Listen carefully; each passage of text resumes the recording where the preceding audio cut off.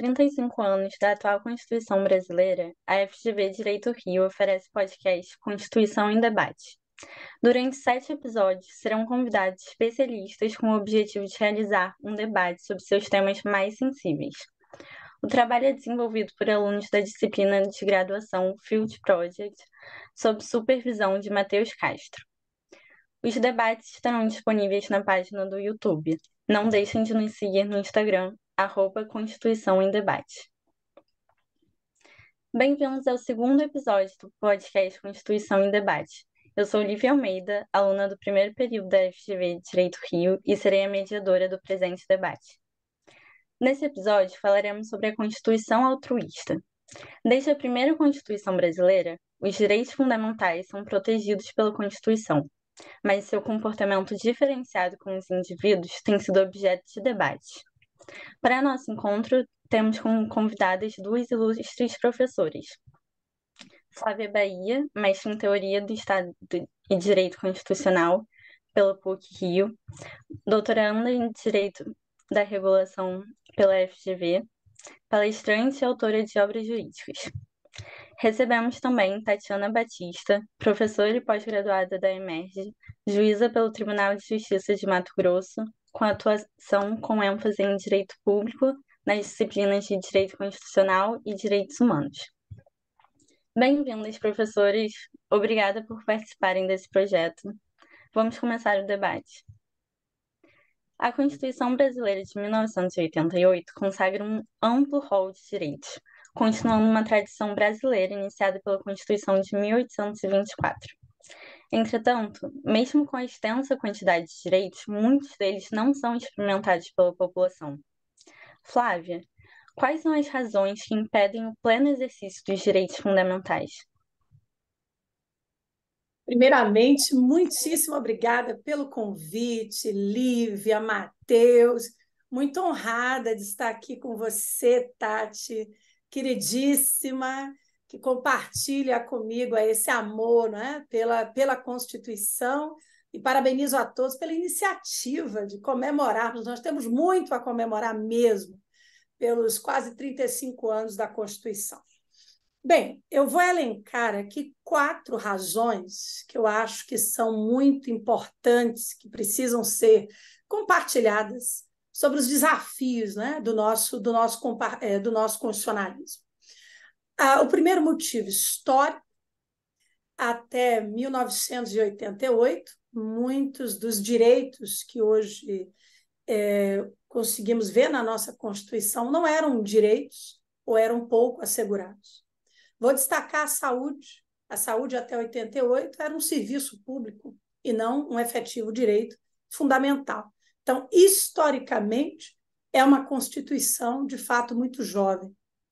Segundo aspecto é cultural. Nós não temos cultura constitucional no Brasil. Até 88, qualquer decreto-lei, os decretos de todo o período ditatorial, eles valiam mais do que a Constituição. Os decretos, eles desprotegiam direitos, eles retiravam tutelas, e tudo isso, né, alheio ao texto constitucional, porque sempre faltou ao Brasil cultura constitucional. Terceiro aspecto que eu elenquei aqui, questões econômicas. Avançamos muito em termos de constitucionalismo formal, agregando, ampliando direitos, mas, ao mesmo tempo que ampliamos no âmbito formal, nós não nos preparamos também economicamente para a prestação de todo esse arcabouço de novos direitos que surgiram em 88.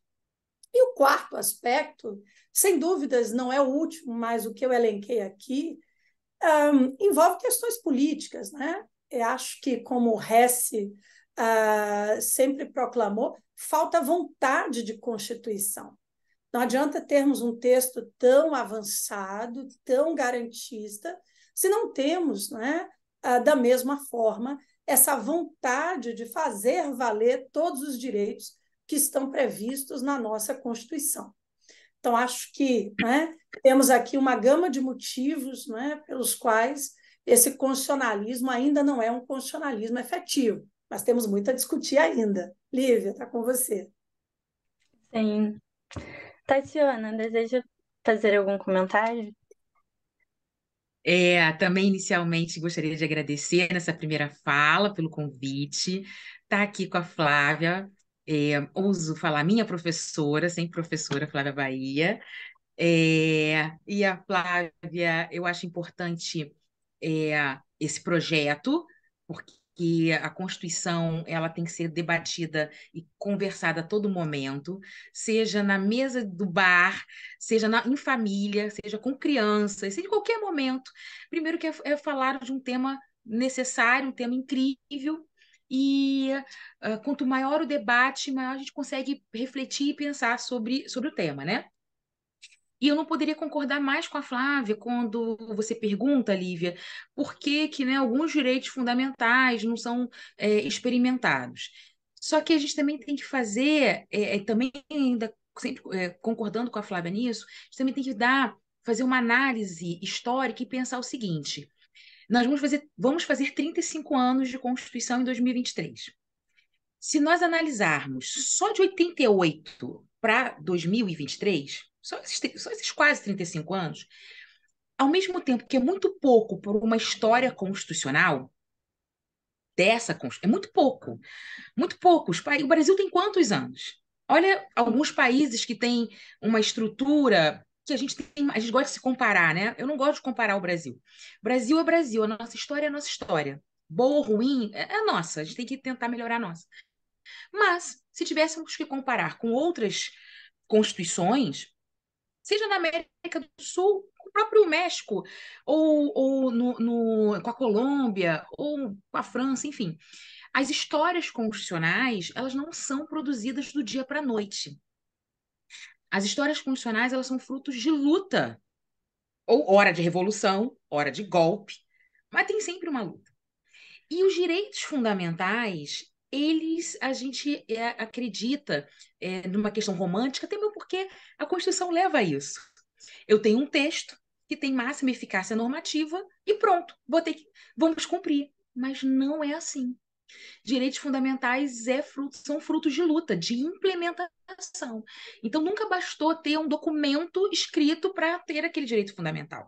Se fosse assim, lá em 1824, que tem direitos fundamentais, óbvio, ao final da Constituição, mas tem, um dos primeiros artigos dizia que todo homem nasce livre. Então, nós acabaríamos a escravidão em março de 1824. E não foi o que aconteceu.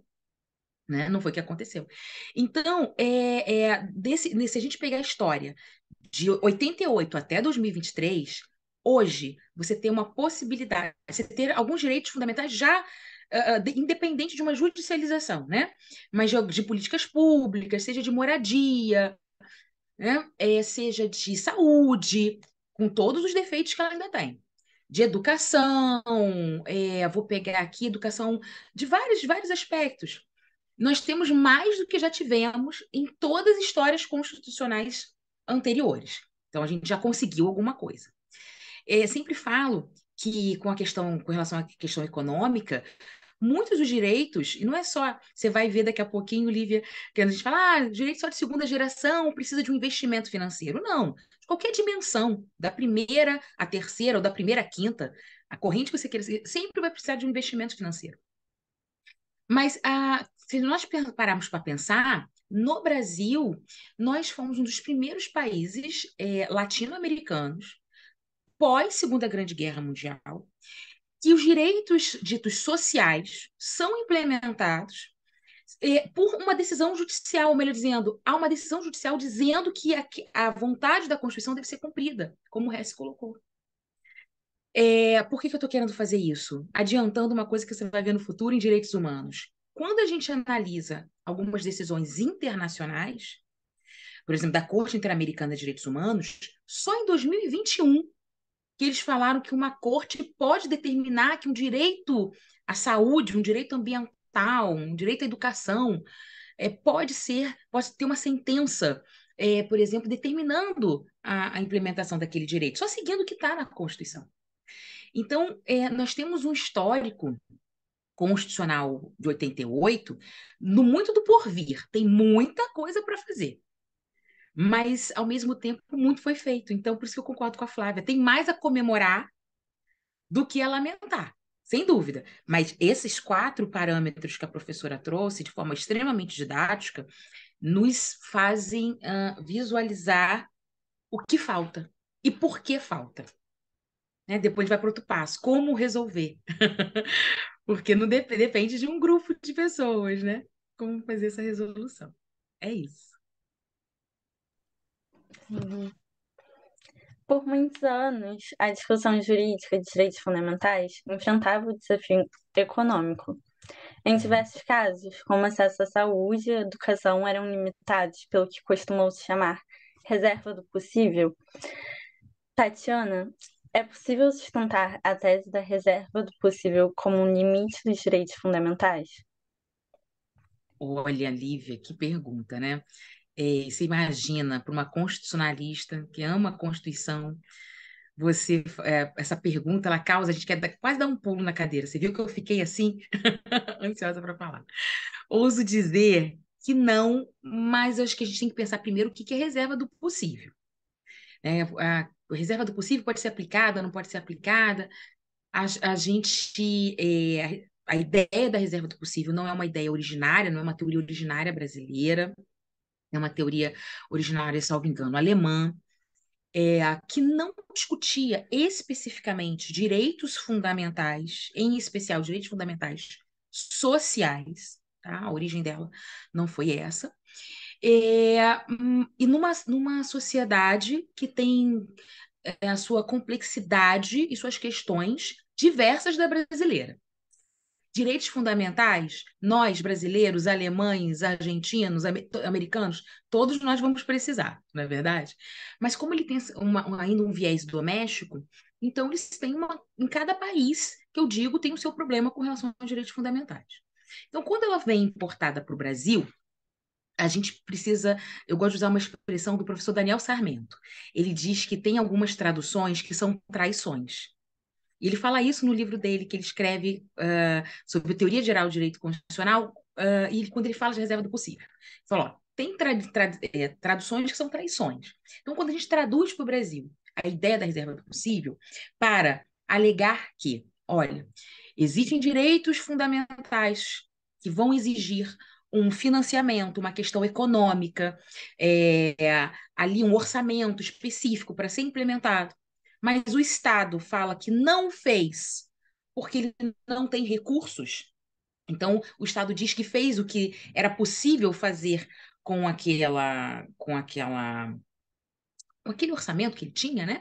Com aquela verba, vamos colocar assim, que ele tinha. A gente tem que fazer uma outra pergunta. Mas ele conseguiu fazer o mínimo? Porque a reserva do possível existe, porque a contraparte dela é o mínimo existencial. O mínimo existencial foi implementado? Porque quando o mínimo existencial é implementado, é concretizado, eu até posso falar, olha, essa segunda parte do projeto vai deixar para um outro momento.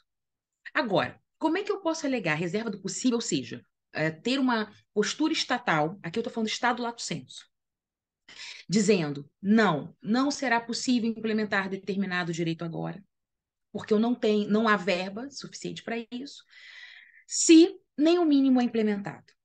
E aí, vou botar uma pimenta depois, até para a Flávia tentar nos ajudar. Imagina a gente que tem acho que são 5.570 municípios. Nem todo município é Rio de Janeiro, é São Paulo, é Campinas.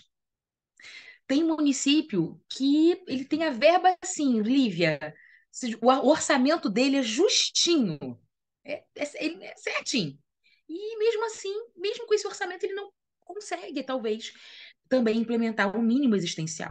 Então, como é que eu vou comparar, né, a reserva do possível, o mínimo para esse município, para um município maior? Então, é de uma complexidade da gente entender. Se você me respondendo de forma objetiva, eu posso sustentar que a reserva do possível é um limite aos direitos fundamentais? No nosso ordenamento, no nosso país, onde eu verifico que o mínimo existencial não é implementado, não. Mas eu tenho que botar uma vírgula aí. e analisar qual é o direito fundamental que a gente está analisando. Em qual local eu estou analisando? Eu sou extremamente defensora da implementação de direitos fundamentais. Não tenha dúvidas disso, sabe? Mas é sempre necessário, eu brinco com os meus amigos procuradores. Não, vocês não podem negar remédio dizendo que há um mínimo existencial. Eu não posso impedir uma pessoa de viver com relação ao mínimo existencial. E aí a gente vem com outro problema. De onde vai sair esse valor? Qual rúbrica? Porque é um orçamento. Eu preciso saber de onde a verba vai ser retirada para implementar aquele direito, para que não tenha. Eu não posso descobrir um direito e cobrir outro, sabe? Então, são questões mais complexas que nós precisamos analisar. Mas, a princípio, sustentar por si só uma reserva do possível para não cumprir um direito fundamental, eu vou me filiar aqui que não é possível. O STF tem algumas decisões fartas nesse sentido. Na verdade, eu que vou me filiar ao STF sobre esse tema. Então, vou para você, ver o que a Flávia acha. Flávia, eu gostaria de fazer uma consideração. As perguntas elas estão tão bem elaboradas, né, Tati? Porque elas avançam naqueles aspectos mais desafiadores do direito constitucional. Eu concordo muito com a professora Tati quando ela diz que os investimentos são necessários em todas as dimensões de direito, né? Nós estamos acostumados a falar, a ler, que a segunda dimensão ela traz uma necessidade maior de investimentos, quando a gente fala de saúde, educação, moradia, trabalho, etc. Mas, ao mesmo tempo, os desafios brasileiros eles envolvem os direitos de primeira dimensão, as liberdades públicas, que de abstenção estatal a gente sabe que não se suportam, não se realizam, e, né, falar dos direitos difusos, meio ambiente, por exemplo, sem investimento estatal não faz muito sentido. Mas concordo com o Tati também sobre essa perspectiva mais garantista, né? Eu estudo muito saúde, então falar de reserva do possível como obstáculo à concretização dos direitos é complicado. Mas, ao mesmo tempo, também sabemos que os direitos têm custos, né? Custos mal gerenciados, custos mal repartidos nesse federalismo de múltiplas dimensões, né, em que nós vivemos. E é claro que a reserva do possível ela não pode ser um obstáculo, como a Tati falou, genérico, abstrato, né, que gere um empecilho à concretização dos direitos sociais, mas, ao mesmo tempo, trazendo um pouco mais, né, da realidade, de fato, a reserva do possível tem sido, em muitos casos, um obstáculo à concretização dos direitos sociais. Isso a gente observa muito, por exemplo, na área da saúde, né? A Constituição conclama lá no 196 que a saúde é direito de todos e dever do Estado. Essa saúde universal, ela nunca foi atingida no Brasil. Eu não sei o que seria do SUS sem a saúde suplementar, né, que agrega aí 25% da saúde do brasileiro.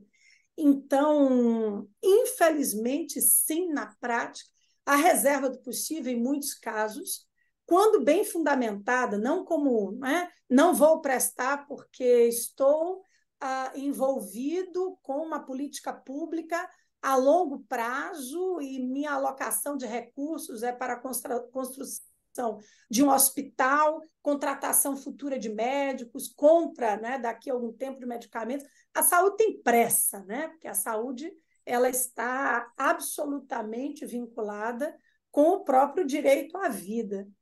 E creio que um dos grandes desafios do constitucionalismo contemporâneo seja justamente o de equilibrar, né, esse mínimo existencial, que não pode ser confundido com o mínimo para a sobrevivência, mas sim o mínimo gerador de condições dignas de vida das pessoas, com a reserva do possível. A reserva do possível trazendo, não é, uma necessidade de uma pretensão razoável, seja a título individual, seja a título coletivo, Há algumas preocupações que precisam existir com a destinação do dinheiro público. Então, se há um medicamento, falando da área da saúde, se há um medicamento internacional e há um medicamento nacional, né, que a prestação seja para o medicamento nacional, se tem um medicamento nacional patenteado e um medicamento genérico, né, que produz os mesmos resultados, que o medicamento genérico seja o prestado. Então, é preciso, sim, ter muita consciência com a aplicação do dinheiro público, porque é o dinheiro para todos nós, né? E nessa perspectiva de saúde, é um dinheiro que deve ser destinado a todos universalmente, né? O que, por si só, não se concretiza. Concordo plenamente com a Tati, que não há possibilidade de se negar a prestação sob um argumento genérico da reserva do possível, mas, ao mesmo tempo, a saúde, por exemplo, é o direito mais judicializado, né, que nós temos no país. É preciso, sim, uma preocupação com a destinação do dinheiro público, de modo a equilibrar, né, a dignidade com o que é possível para um Estado com tantas questões econômicas mal resolvidas e pós-pandemia isso só se maximizou. Lívia, está com você. Bom, um dos maiores desafios está na experimentação de direitos iguais entre gêneros. Pautas como igualdade salarial e liberdade de corpo são frequentemente discutidas e postas em risco. Flávia, podemos discutir uma ideia de constitucionalismo feminista? Maravilha, outra ótima pergunta. Quando eu leio sobre esse constitucionalismo feminista, me vem à luz não só toda a luta das mulheres, mas a luta das minorias, né? Nós vivemos em uma sociedade patriarcal, em que as mulheres são tratadas como instrumento a serviço do homem, da família.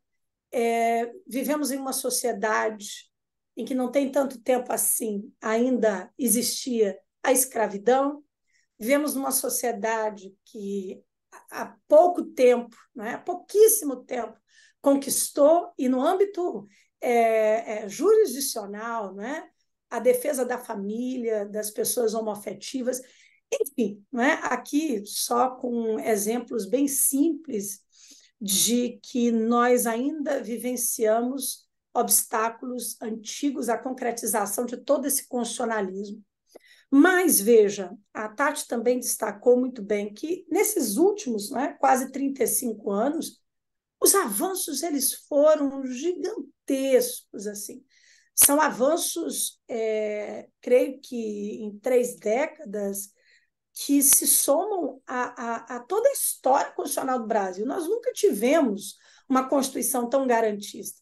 E ela, de fato, ela avançou na defesa das inúmeras minorias, né? As pessoas com deficiência, as mulheres, os índios, ainda que timidamente, mas com pilares que permitiram também mudanças importantes, a defesa, né, da igualdade de gênero, a defesa da família homoafetiva, a defesa do negro, o combate ao racismo, enfim, são múltiplas as pautas constitucionais. Isso, se a gente voltar, né, em 1988, foram avanços, nossa, imensos, demos um verdadeiro salto constitucional. O Supremo tem feito grandes releituras da Constituição, porque a Constituição ela não morreu em 88, ela não se esgotou em 88, né? A Constituição hoje não é de 88. É a Constituição em que nós vivemos, é a Constituição dos novos tempos, é a Constituição do combate ao preconceito, do combate a qualquer tipo, né, de discriminação negativa.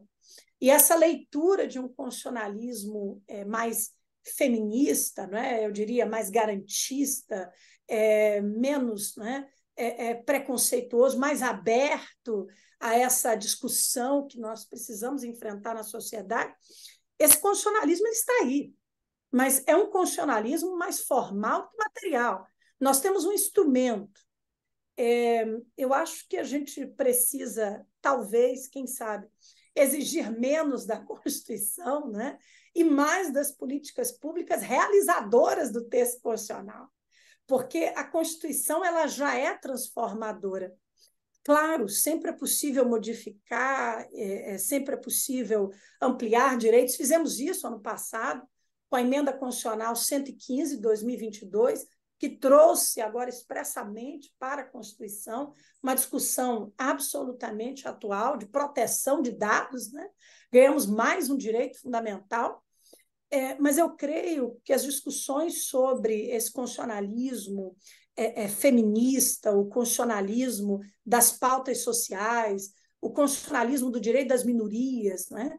Ele precisa ser mais efetivo, por exemplo, nas escolas, na política. Nós precisamos, de uma vez por todas, né, sair da discussão formal, mais instrumental, e partir para a realização de políticas públicas mais efetivas e transformadoras, porque, não sei se a Tati concorda comigo, eu acho que os grandes avanços desse constitucionalismo formal nós já estamos vivenciando, né?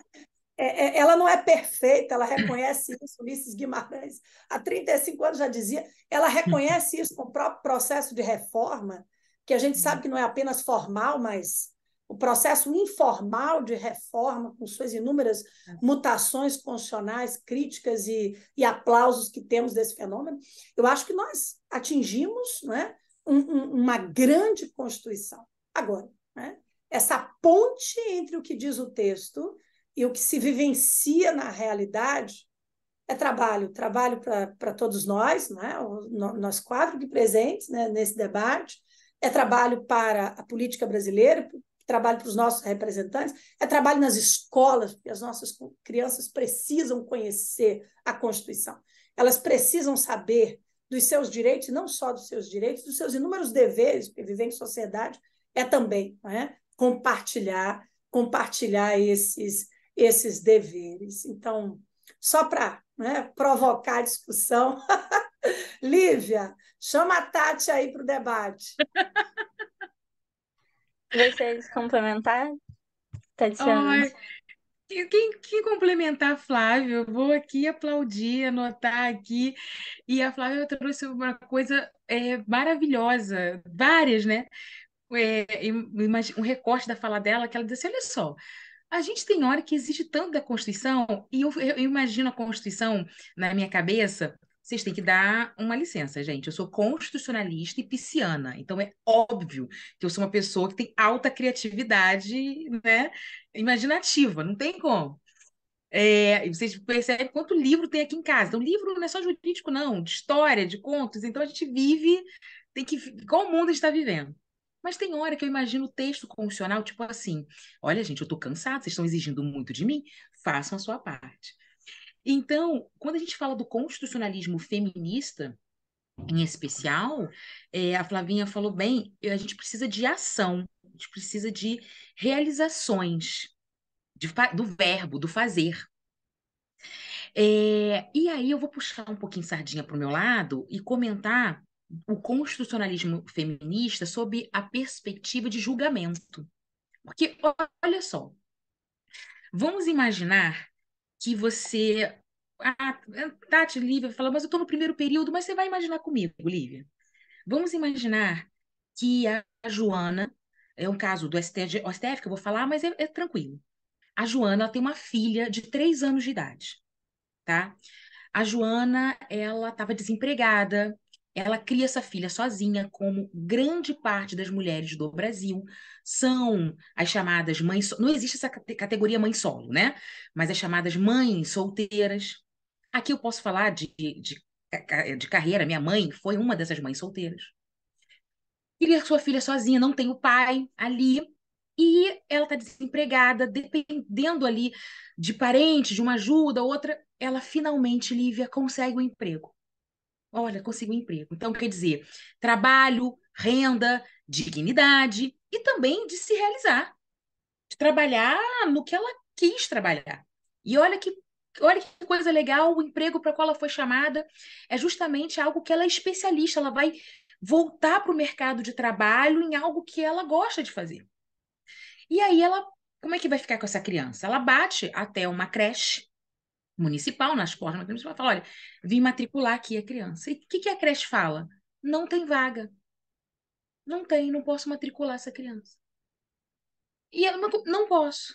Não tem alternativa senão judicializar a questão. Aí vamos supor, seja advogado, defensoria pública, enfim. Ela vai ingressar com uma ação para que aquela criança tenha direito à educação. 205, 208 da Constituição, 212, tá lá.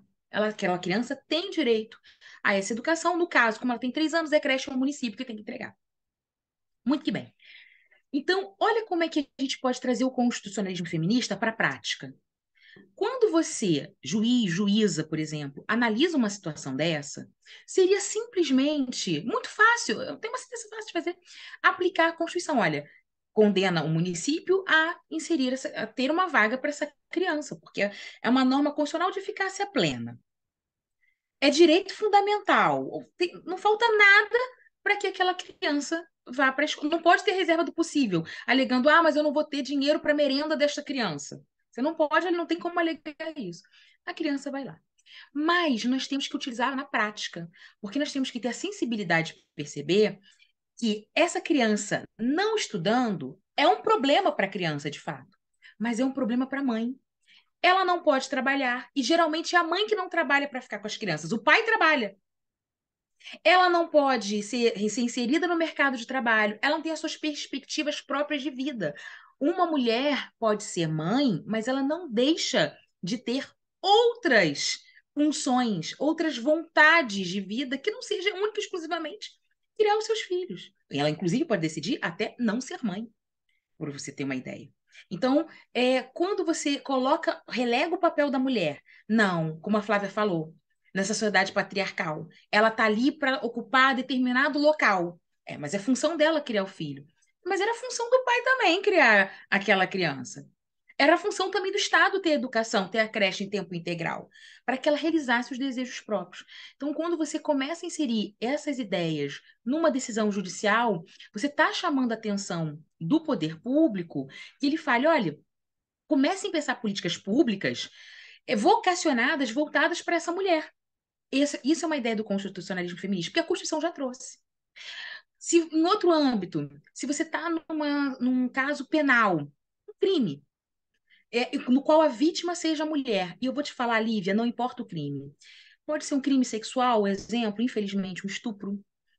Pode ser um crime patrimonial, não, pode ser violência doméstica, do qual os jornais não nos deixam esquecer os nossos altos índices de violência doméstica. Se você decidir tomar uma decisão sem considerar que ali eu tenho uma mulher, e mulher do sexo feminino, que nasceu mulher, sexo feminino, eu diria Simone de Beauvoir, se tornou mulher, uma mulher trans. Uma mulher que está numa situação ali de vulnerabilidade e que você não pode revitimizar aquela mulher, você não pode desconfiar. Mas será que ela foi vítima de violência doméstica mesmo? Nossa, mas ela é casada há 20 anos. Ela diz que há 15 sofre agressões físicas e sexuais do marido. Por que ela fez essa denúncia agora? Essa pergunta não cabe. Mas se você, que está ali para garantir a justiça, começar a fazer essa pergunta, você está ferindo o constitucionalismo feminista que a Constituição já trouxe. Então, por isso eu concordo inteiramente com a Flávia. A gente precisa mais de ação, seja da sociedade, do judiciário, do executivo, do legislativo, cada um no âmbito do que a Constituição permite que a gente atue, uma ação. Então, imagina se as escolas ensinassem às meninas os seus direitos e os seus deveres. Os meninos também, óbvio, né? Mas os meninos terem uma educação nesse sentido de respeitar, de olhar para a coleguinha, de olhar para a irmã, né? E estar ao lado dela para defender aquele direito que ela tem. Né? Se todos nós, né, sejam meninos, a gente sabe, não, eu tenho esse direito, mas eu tenho um dever também em relação ao outro. Então, é importante, o constitucionalismo feminista, ele traz uma ação, como todos os outros também. Ação essa que acho que está faltando para a gente exercer. Eu trouxe uma sardinha para o meu lado, do olhar de julgamento, porque é fazer uma parte, né? Você tentar, de alguma forma, ver que é uma mulher que está sendo julgada ali. Ah, mas o juiz é neutro. Não existe juiz neutro, é um juiz imparcial. A imparcialidade, a gente vai discutir num outro podcast, mas a imparcialidade permite que você veja que ali eu tenho uma mulher numa situação que, se fosse um homem, não era nem uma questão. Não era uma questão, não era nem uma dúvida que ele teria aquele direito, né? É isso, Lívia. Sim. Bom, outro ponto sensível está no tratamento diferente entre pessoas em razão de sua cor. Teorias modernas, como a teoria crítica da raça, discutem como o Estado fere a isonomia de direitos ao destinar um tratamento diferente às pessoas. Citando como exemplos a necropolítica e o estado de coisa inconstitucional da DPF 635. Tatiana, como podemos falar que há uma real isonomia de direitos no Brasil? Ah, menina, olha, esse tema dá pano para manga, porque é um tema vivido, estudado, vivenciado sobre isso. Você sabe, quando o Matheus convidou a gente, a mim, a Flávia, né, para participar desse podcast, eu me lembro que ele tinha falado que o tema seria a Constituição altruísta. Acho que era alguma coisa nesse sentido. E aí, quando a gente vai estudar, né, Flávia? Cara, eu falei, gente, o que é altruísmo? Porque a gente sabe o que é, mas às vezes a gente precisa de uma definição. Ah, ser altruísta é você se preocupar com o ser humano. Ser altruísta é você ter uma ideia de solidariedade. Ser altruísta, uma constituição altruísta, seria uma constituição, como a Flávia já havia colocado, multicultural, multiétnica, né? Pluralista. E às vezes ela é até contra-majoritária, até contra a quem exerce um poder majoritário ali, uma maioria, para poder conseguir garantir direito para uma minoria e para a vulnerabilidade.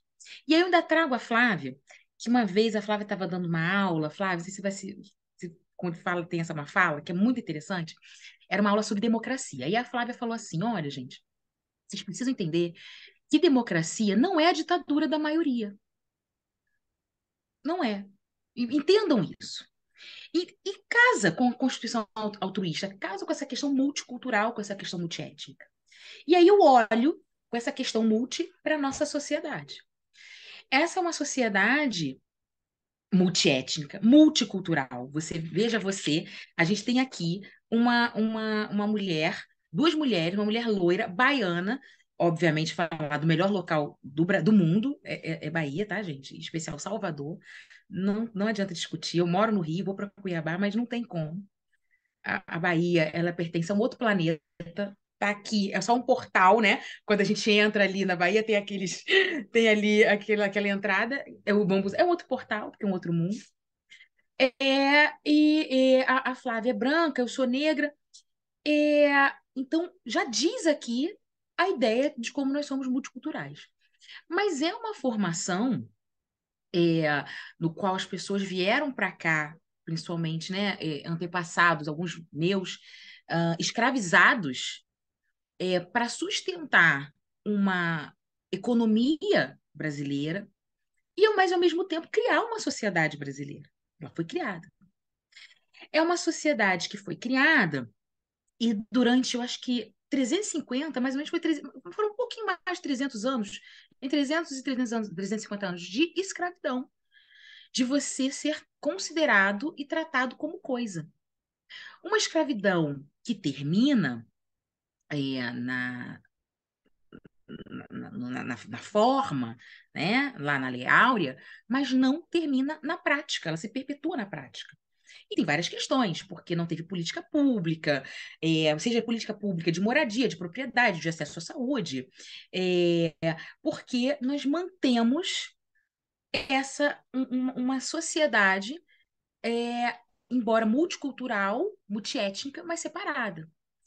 E qual é o problema? O problema é que a gente faz parte de um mundo, que é o mundo jurídico, o mundo que você está entrando agora, né, o mundo do direito, e eu não sei se você já teve essa aula, mas você vai ter, aguarde que vai chegar para você, que a gente aprende que o direito é um dos instrumentos de controle social, controle dessa sociedade. Precisa ter o controle social.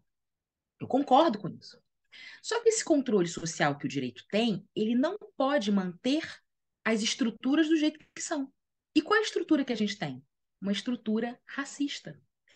A estrutura brasileira é racista. As instituições brasileiras são racistas. Me dói, mas é verdade. São nós temos, não só, a gente infelizmente tem pessoas racistas. Com elas, tem sentença, você tem ação, né? Tem crime de racismo, crime de injúria. Mas você tem instituições, igreja, família, empresas, universidades, tribunais de justiça, racistas. Então, há uma manutenção racista. E, durante muito tempo, qual foi a solução trazida depois da abolição da escravatura, da escravidão? Vamos dizer que não há racismo no Brasil. Há um mito de democracia racial. O fato de eu não ter uma postura racista com outras pessoas negras, outras pessoas pretas, né? O fato de eu viver num ambiente multicultural não significa, por exemplo, que outras pessoas não sejam. Então, é óbvio que eu olho para a Flávia, eu não vou falar assim, eu tenho mais direito do que a Flávia porque eu sou preta. A Flávia, é óbvio que eu não parto disso. É claro que eu não vou partir disso, nunca. Agora, na prática, nós vamos ver que algumas pessoas, pela cor da pele dela, não vão conseguir acessar direitos fundamentais exclusivamente por causa da cor. Então, é você olhar, por isso que a gente fala que é uma democracia racial, mas é uma democracia racial, é uma mentira. A gente não pode ter o que a gente chama de cegueira de cor, sabe? Eu não olho cor, eu não vejo cor das pessoas. Bom, eu não vejo cor das pessoas, obviamente, porque quando eu amo as pessoas, mas eu tenho que me perceber que algumas pessoas não possuem oportunidades pela cor da pele delas. E aí essa teoria crítica da raça, Flavinha Não, levantou só a mão. colaborando, Tati, que a gente, né, só para não perder a deixa, e acho que os exemplos eles só reforçam o que você está falando. Nós tivemos em 2022 a primeira juíza negra da Suprema Corte dos Estados Unidos, a Ketanji Brown Jackson. Uma corte com mais de 200 anos, pela primeira vez, né, indicou uma juíza negra. Aqui no Brasil, desde 2000, né, também mais de 100 anos depois, né, da criação do Supremo, a ministra Ellen Grace foi indicada como ministra do Supremo Tribunal Federal, mas também até hoje nós não tivemos nenhuma ministra do Supremo Tribunal Federal negra, né? É uma questão que eu concordo com você que ela transcende, não é? A discussão formal, a democracia de botequim, né? Porque a democracia, eu anotei uma fala da ministra Carmen Lúcia, num evento que nós tivemos a oportunidade de participar tem pouquíssimo tempo, em que ela disse o seguinte: olha, a democracia é modelo de vida, não apenas das liberdades, mas sim da libertação, né? É o documento da libertação. Quanto mais a gente se abre, quanto mais a gente se estuda, quanto maior será esse espaço democrático. Mas uma democracia viva, né? E não uma democracia do papel. E eu concordo, Lívia, já adiantando a minha parte, vou devolver a palavra à Tati, essa isonomia, ela é uma isonomia proclamada profundamente pela Constituição, do início ao fim, mas uma isonomia formal. Precisamos de representatividade, não é? Precisamos de mulheres negras, de índios, precisamos de pessoas com deficiência, ou seja, que esse multiculturalismo, que essa democracia realmente não seja uma democracia da maioria, a democracia da maioria branca e masculina, né? Nós precisamos realmente efetivar uma democracia com essa libertação. Acho que a ministra Carmen Lúcia foi muito correta em dizer, olha, democracia das liberdades constitucionais a gente já tem no papel. É a democracia da libertação, né? Dos espaços democráticos. E sem representatividade, isso não é possível. as políticas públicas, as ações realizadas pelas ações afirmativas são fundamentais, mas a gente precisa de mais, né?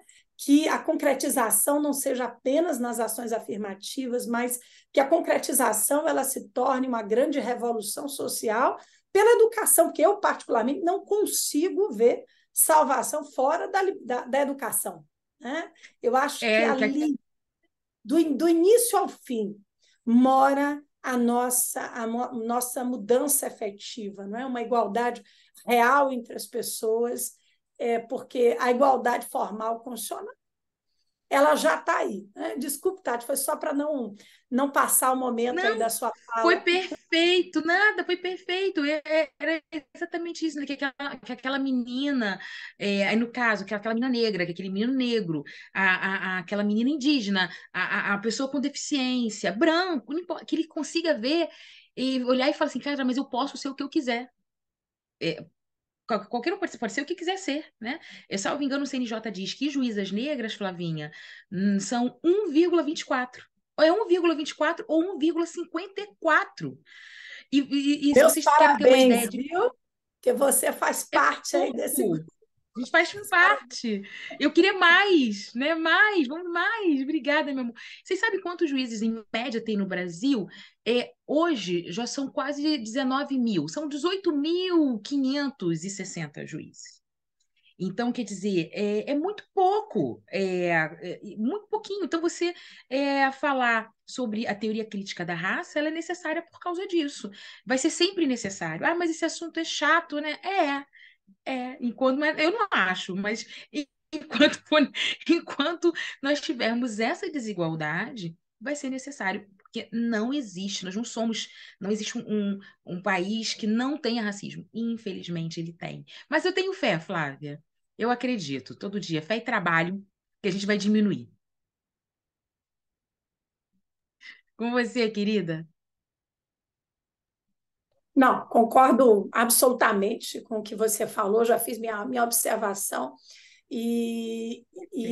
conto com você também, né, como instrumento de mudança dentro do Poder Judiciário. Eu acho que você vai ter a oportunidade de fazer coisas incríveis, Tati.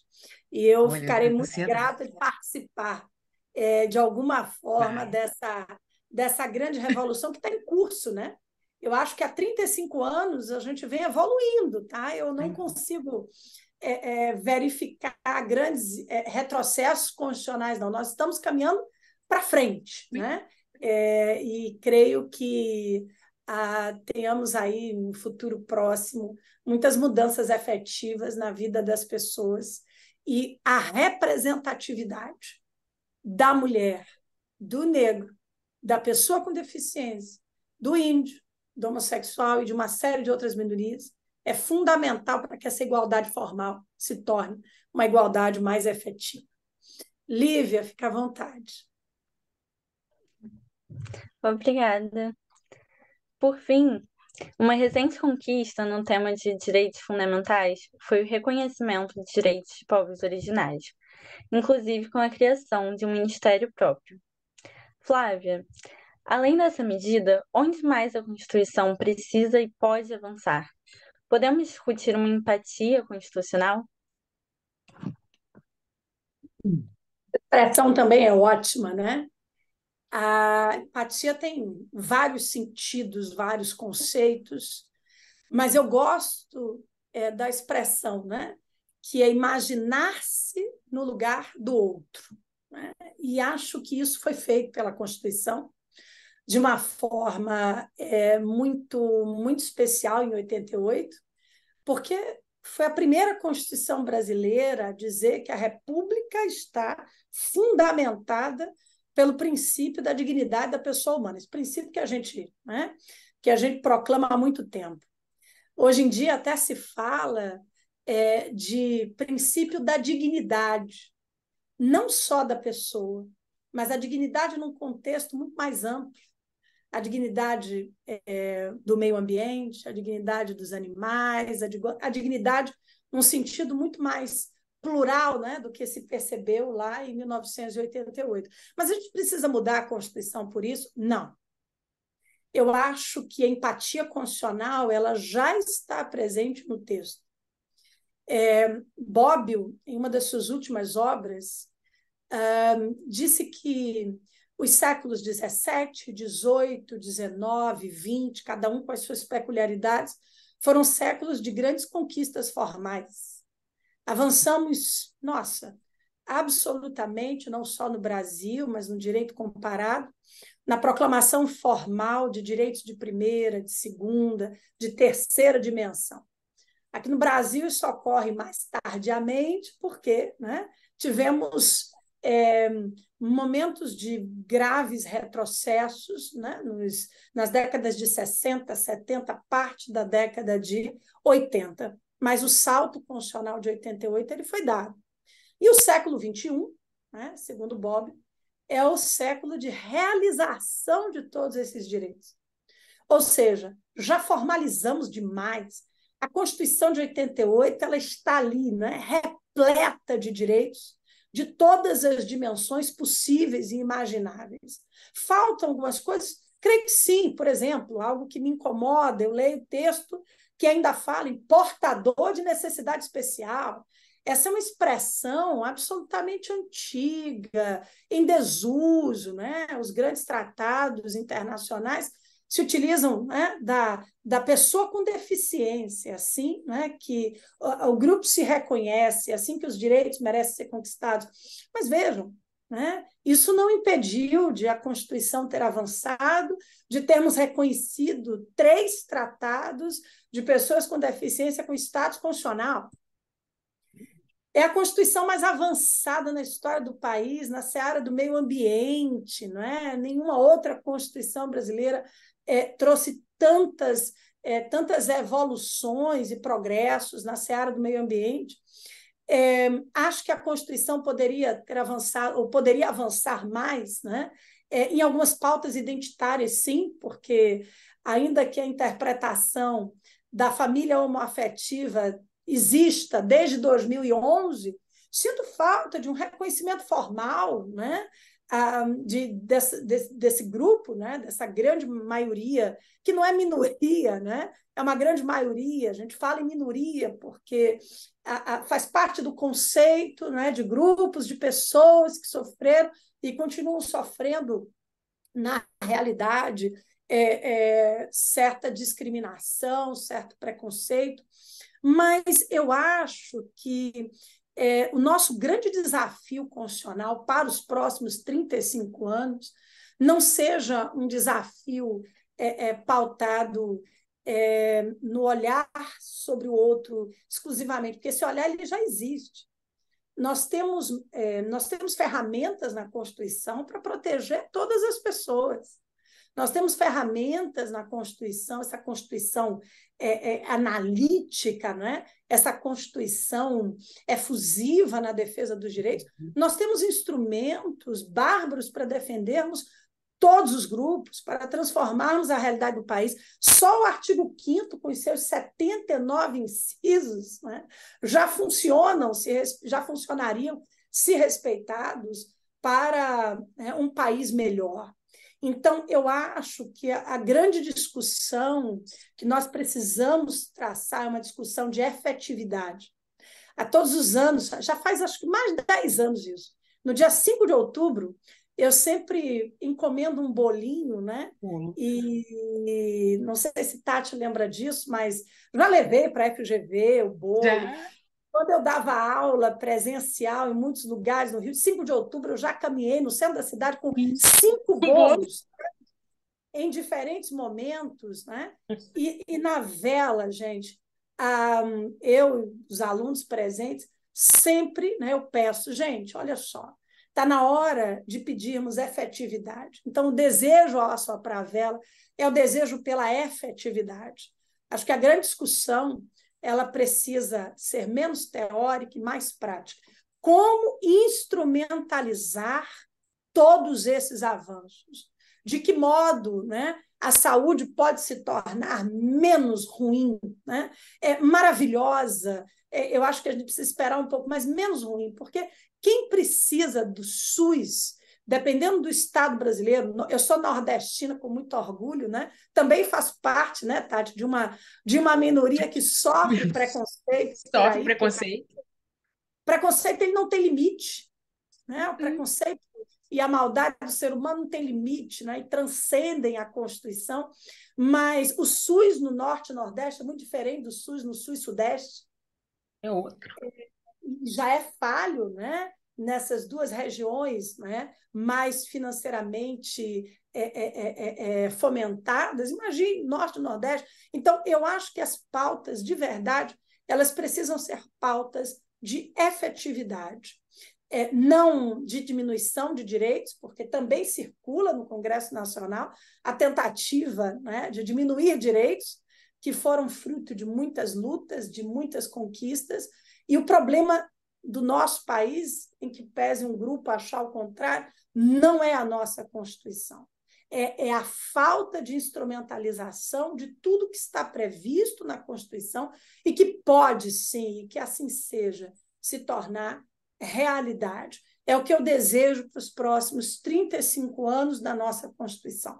A luta pela sua efetividade, o enfrentamento das pautas com mais clareza, com mais vontade, né?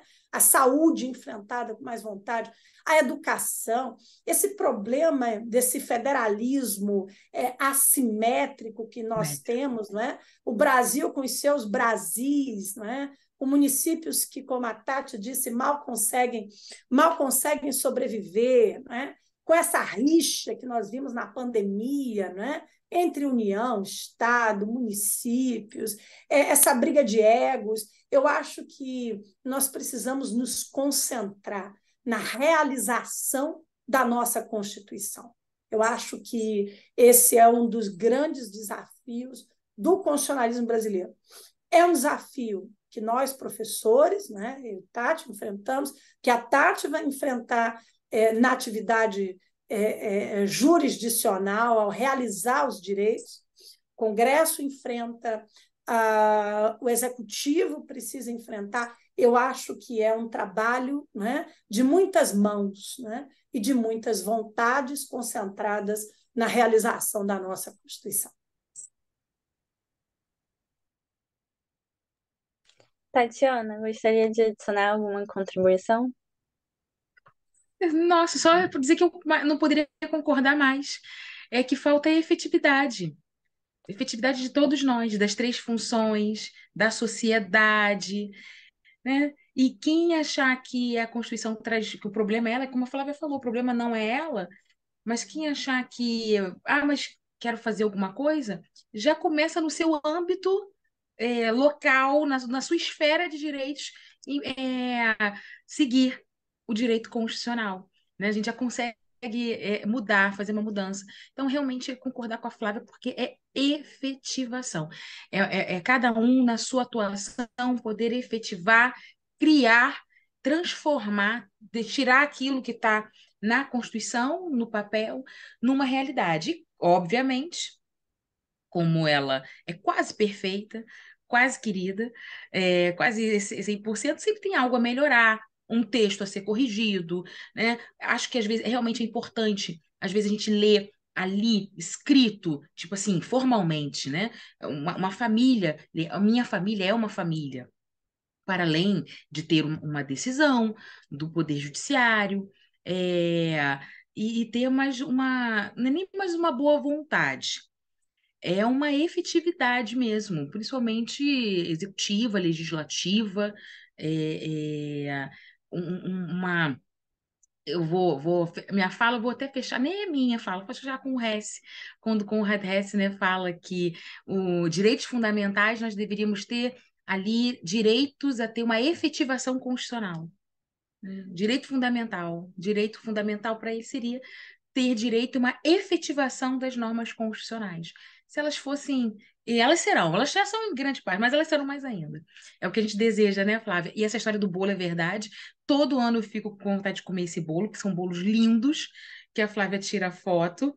Já estou me convidando, a gente sei que a gente não pode se convidar, mas eu estou me convidando no próximo bolo. Assim, lindos, ela sempre leva. E isso a gente tem que passar a fazer. Só posso concordar, Lívia. Efetividade constitucional. É o que eu desejo, o que a gente precisa.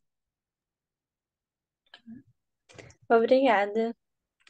Em nome do podcast Constituição em Debate, gostaria de agradecer a presença de ambas hoje. E desejam fazer alguma sugestão de leitura ou recomendação? Olha, Nossa, sugestão de são leitura eu vou tantas, né? fazer sempre. São tantas, mas sabe o que eu vou falar, Flávia? Vou ser nada original. É Uhum. Constituição. Já que nós estamos falando pegar.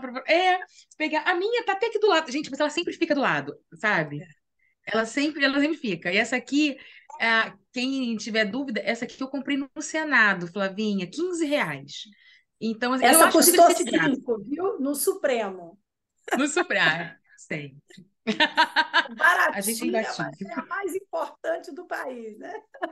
É a mais importante. Mas eu achei que Tati, o quê? Mas olha, não é só o artigo 5º, não. Ele é lindo, ele é incrível, mas ela toda, o ADCT, as emendas, e por que não os 4 tratados que são normas constitucionais, né? Os 3 com relação às pessoas com deficiência, o Tratado de Combate ao Racismo. Eu acho que a primeira grande leitura é Isso. essa. Depois das aulas da Flávia. E é da Tati.